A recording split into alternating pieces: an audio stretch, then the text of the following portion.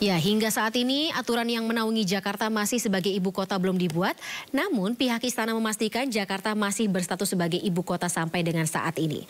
Perpindahan ibu kota secara lengkap dan resmi masih menunggu keputusan presiden yang dituangkan dalam Kepres atau keputusan presiden. Kami akan bahas terkait dengan hal tersebut bersama dengan Profesor Juanda selaku pakar hukum tata negara. Tapi sebelumnya kami juga telah mengundang staf khusus Presiden bidang hukum Dini Santi Purwono serta Albert Aris. Namun keduanya beralasan masih berada dalam agenda lain. Sementara perwakilan Badan Legislatif atau Balik DPR juga belum bisa memenuhi undangan malam hari ini. Saya langsung saja kalau begitu lanjutkan dialog bersama dengan Prof Juanda. Prof, selamat malam. Assalamualaikum. Malam. Assalamualaikum warahmatullahi wabarakatuh. Baik, terima kasih Prof atas waktunya dalam Sindopre malam hari. Tapi sayang sekali ini dua pihak yang sebenarnya bisa kita minta konfirmasi baik dari Istana maupun juga DPR. Belum ada yang memenuhi undangan sampai dengan saat ini. Tapi yang jadi permasalahan adalah dari kacamata hukum tata negara. Dari kacamata hukum tata negara, memang tanggung jawab terbesar ini ada di tangan anggota Dewan dan juga Istana. Tapi sampai dengan saat ini keputusan Presiden belum juga keluar. Memang tidak akan bisa berlakukah Prof? Atau memang ada semacam kekosongan diakibatkan terlambatnya tanda kutip keputusan ini keluar? Aturannya keluar? Iya, di dalam Undang-Undang IKN itu kan jelas ya memang perangkat hukum yang disebutkan itu kan memang ada pasal peralihan. Nah, di dalam pasal peralihan itu salah satunya disebutkan bahwa sebelum adanya Kepres maka kedudukan fungsi peran dari DKI tetap menjadi ibu kota negara. Nah, artinya kalau melihat dari norma hukum yang terdapat dalam peraturan pelaksanaan Undang-Undang IKN ini, maka ya sesungguhnya, nah sebelum ada Kepres, ibu kota negara itu secara fungsional, secara kedudukan tetap berada di DKI. Walaupun belum ada Kepres ya Prof? Iya, karena belum ada Kepres itulah kan di pasal 39 ayat 1 disebutkan bahwa sebelum ada Kepres maka kedudukan fungsi peran ibu kota itu DKI itu menjadi ibu kota tetap di DKI. Jadi belum secara efektif pindah ke IKN. Jadi saya kira ini jelas sebenarnya, cuman problematiknya ya yang perlu disegerakan oleh kawan-kawan DPR itu bahwa ada kata-kata bahwa 2 tahun setelah ini seharusnya undang-undang tentang kedudukan DKI itu harus ada undang-undang baru ya. Nah, sejak apa? Sejak tanggal 15 Februari ya 2022. Ya itu, jadi kalau itu mengacu pada sana, maka undang-undang DKI itu harus selesai. Selesainya kapan? Yaitu tanggal 15 Februari. Tetapi karena ada kata-kata bahwa tentang fungsi kedudukan dari DKI sebagai ibu kota negara itu tetap di Jakarta sebelum ada Kepres. Nah, Kepres itu belum ada, berarti fungsi DKI tetap menjadi fungsi ibu kota negara. Iya, sambil menunggu aturan yang spesial, lex specialis derogat lagi generali begitu ya Prof. Baik, saya ke Mas Ahmad Baidowi, Mas Awi selaku Wakil Ketua Balik DPR Republik Indonesia yang juga sudah bergabung bersama kami malam hari ini. Mas Awi, selamat malam. Assalamualaikum. Waalaikumsalam, Mbak. Prof Juanda. Mas Awi, barusan saya dan juga pemirsa dikuatkan begitu atas pengamatan Prof Juanda selaku pakar hukum tata negara bahwa sampai dengan saat ini, sampai Kepres dari Presiden Joko Widodo keluar, status ibu kota negara Indonesia masih di lokasi atau masih di DKI Jakarta. Tapi sebenarnya pertanyaannya adalah kenapa sampai dengan saat ini DPR Republik Indonesia belum menjadikan status ibu kota baru ini sebagai urgensi. Aturannya itu belum digodok sebagai urgensi. Justru kebalik, Mbak.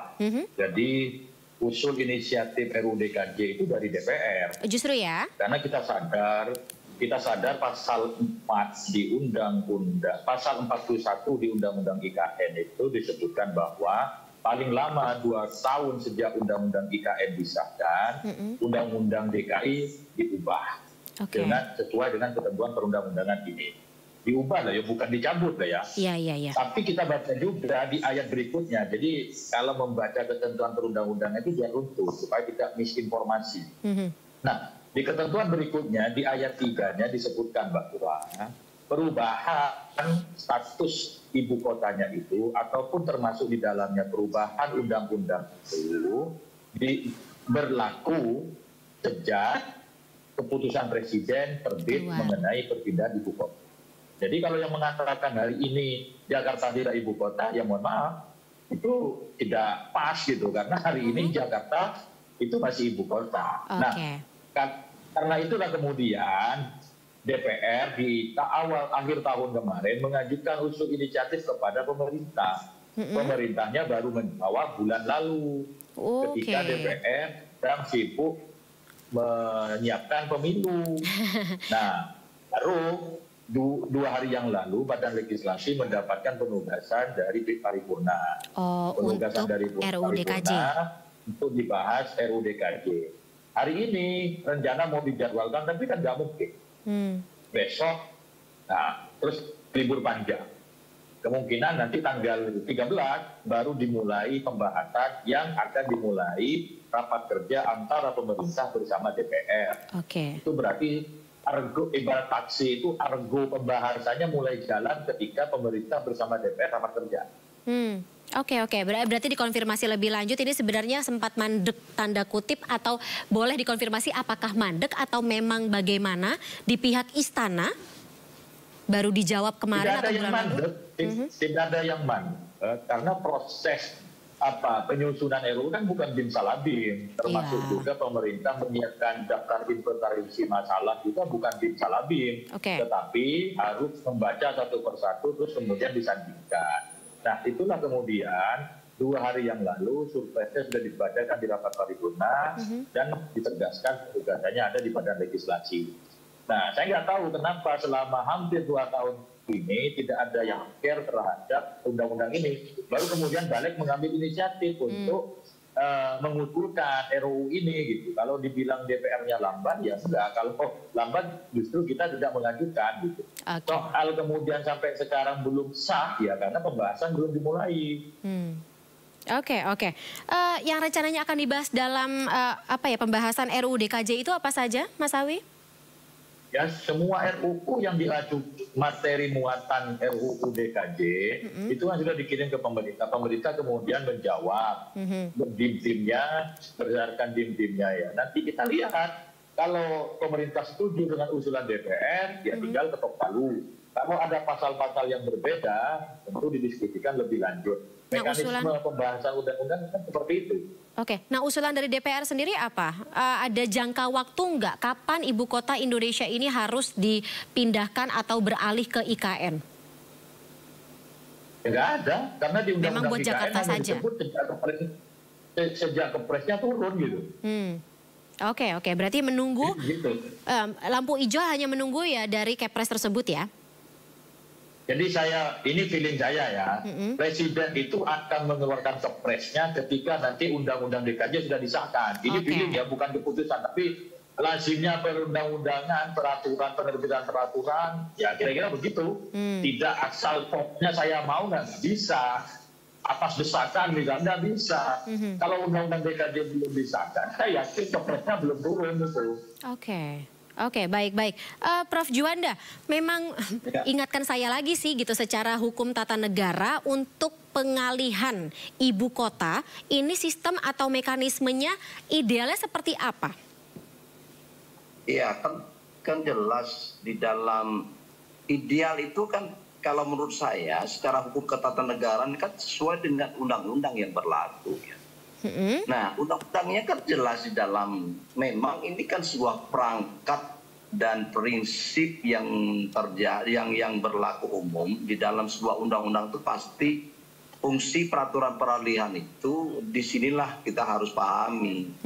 Ya. Nah, ketika saya lihat dan saya baca pasal 39, pasal 41, gongnya adalah ketika Kepres itu ditetapkan. Nah, apa yang dikatakan oleh Badawi tadi, ya saya kira memang di samping Presiden melihat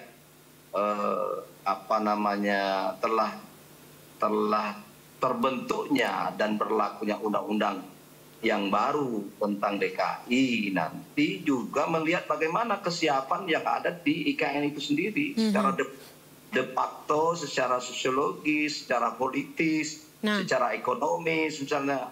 Ketika di situ, saya melihat begitu, ketika undang-undang yang baru juga sudah ada, tetapi di IKN itu sendiri belum memungkinkan, Presiden belum juga menerbitkan keputusan Presiden. Nah, berbagai faktor itulah saya kira faktor-faktor menetapkan sebuah produk hukum, tentu Presiden banyak pertimbangan, ya, baik secara politik, secara sosiologis, secara ekonomis, secara faktual, sebagaimana yang ada di IKN itu sendiri. Jadi di samping undang-undang yang baru nanti terbit, juga melihat kondisi real di lapangan. Saya kira dua ini baru terbit.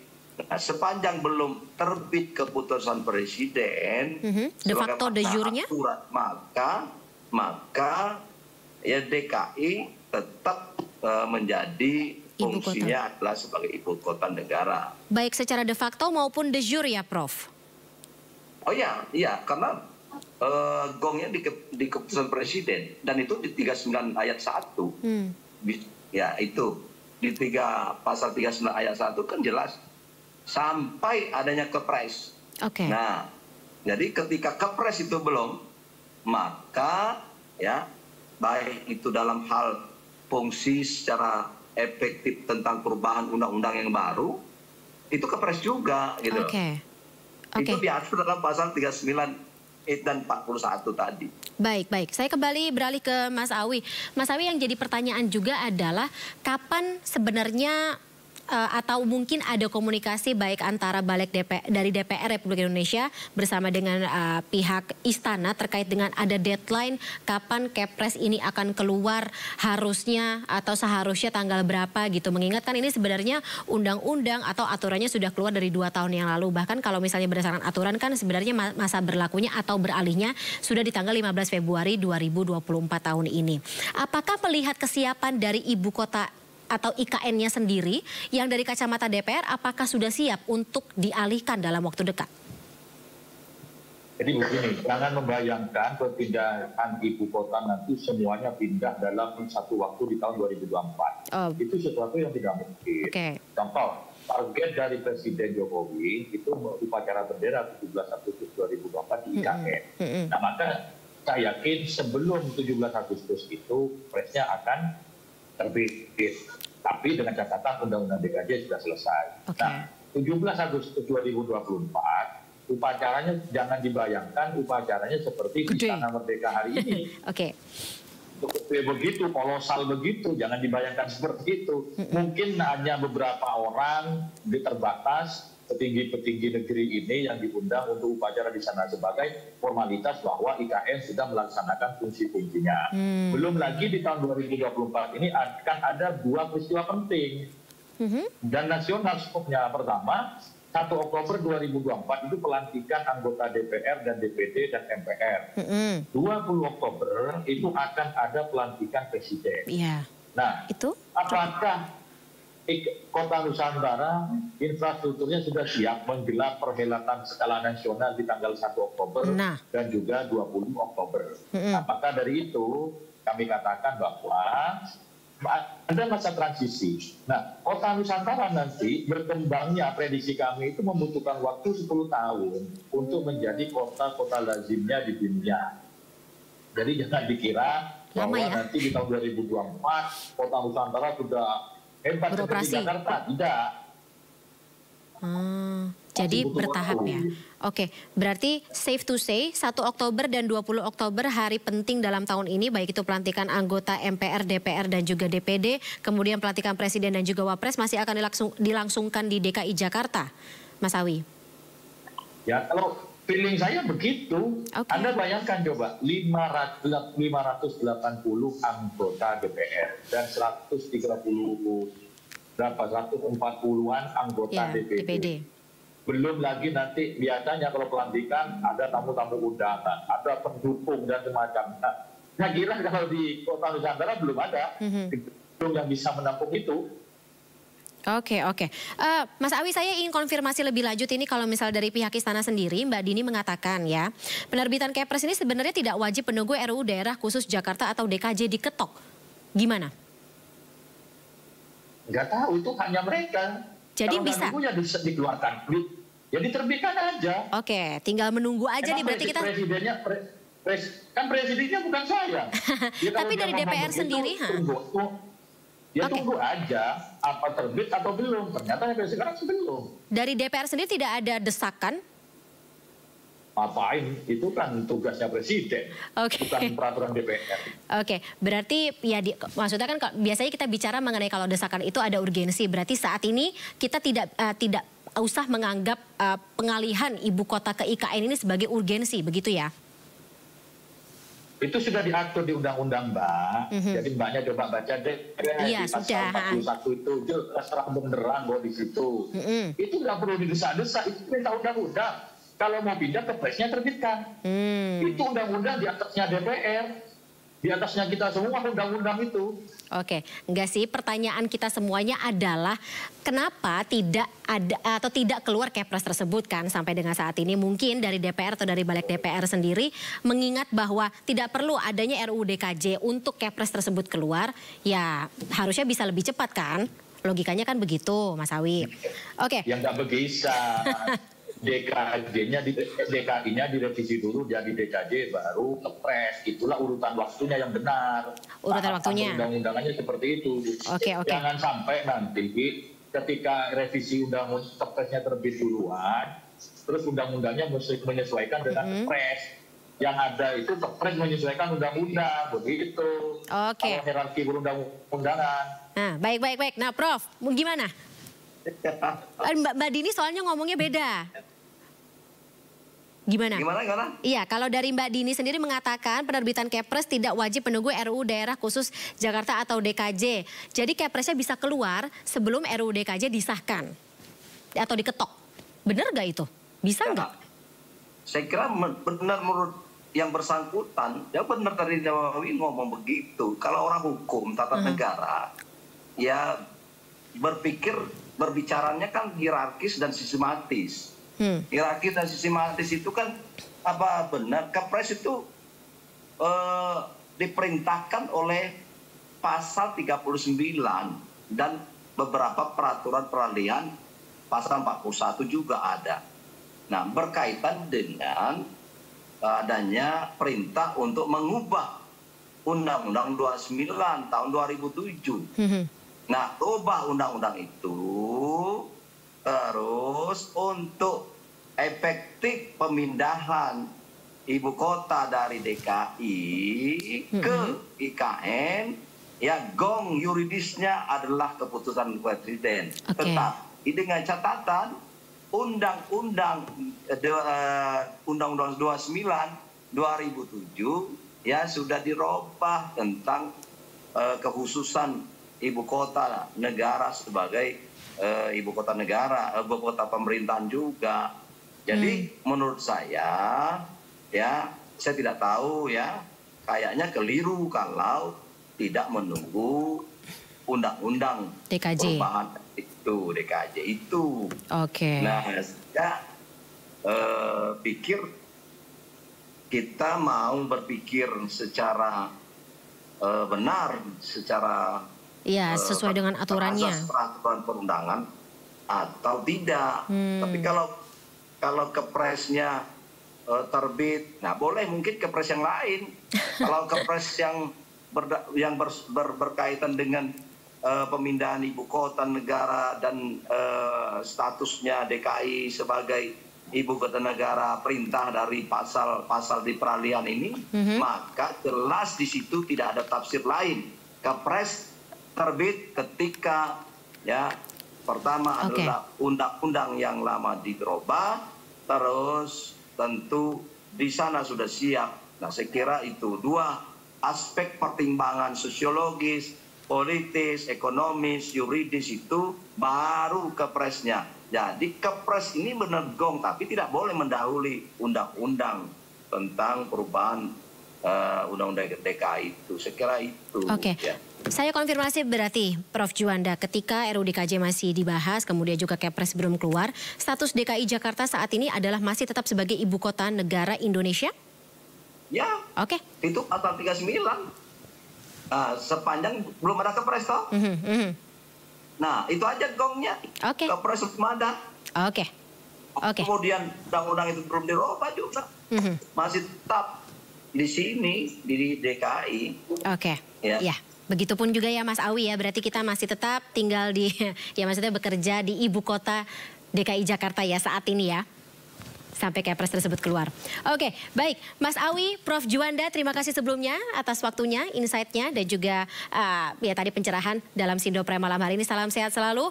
Selamat menjalankan ibadah puasa yang akan tiba dalam waktu dekat ini. Assalamualaikum, selamat malam. Sampai jumpa.